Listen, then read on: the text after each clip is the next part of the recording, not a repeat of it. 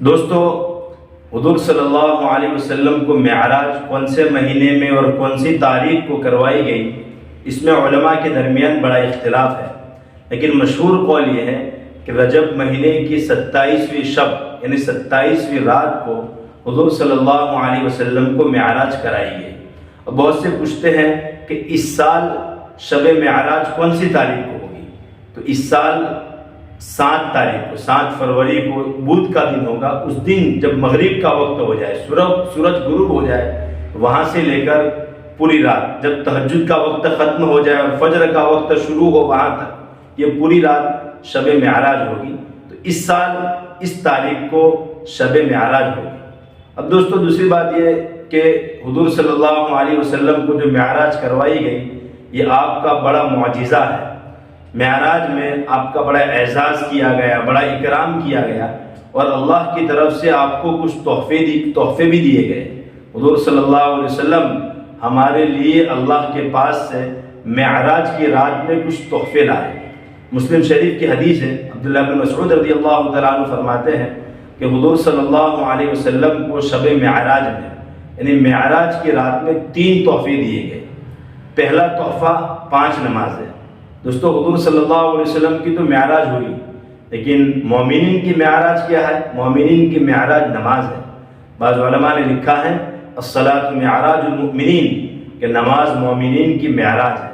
یعنی جس طرح معراج میں حضور صلی اللہ علیہ وسلم اللہ سے بہت قریب ہوئے اور اللہ سے بات کی، ویسے ہی بندہ جب نماز پڑھتا ہے تو نماز میں وہ اللہ سے بہت قریب ہوتا ہے اور اللہ سے بات کرتا ہے۔ تو پہلا تحفہ 5 نمازیں۔ لیکن دوستو، ہم دیکھیں ہم نے اس تحفے کی کتنی قدر کی ہے۔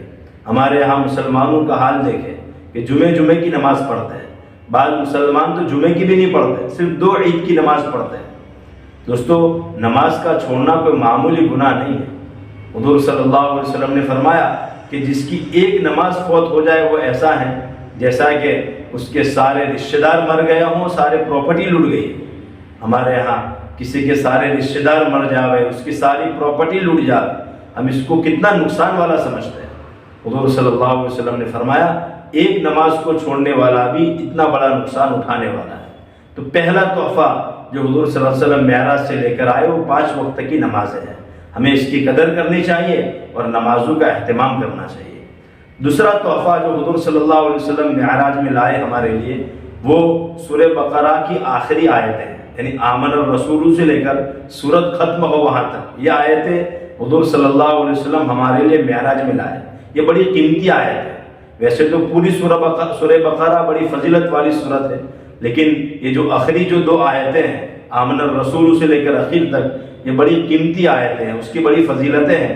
بخاری شریف کی حدیث ہے کہ حضور صلی اللہ علیہ وسلم نے فرمایا کہ جو ان 2 آیتوں کو رات میں پڑھ لے تو یہ 2 آیتیں اس کو کافی ہو جائے گی، یعنی ہر مصیبت سے اس کی حفاظت ہوگی، ہر مصیبت اور تکلیف سے حفاظت میں یہ 2 آیتیں اس کے لیے کافی ہو جائے گی۔ تو دوسرا تحفہ یہ ہے۔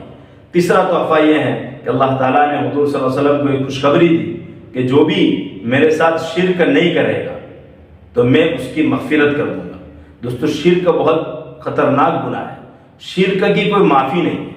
ایک شرک ہوتا ہے شرک فی الذات، یعنی ذات میں شرک، یعنی اللہ جیسا کسی کو ماننا، اور ایک ہوتا ہے شرک فی الصفات، یعنی کوالٹی میں اللہ جیسا کسی کو ماننا، کہ اللہ میں جو کوالٹی ہے، جو صفات ہے، وہ کسی اور میں ہے۔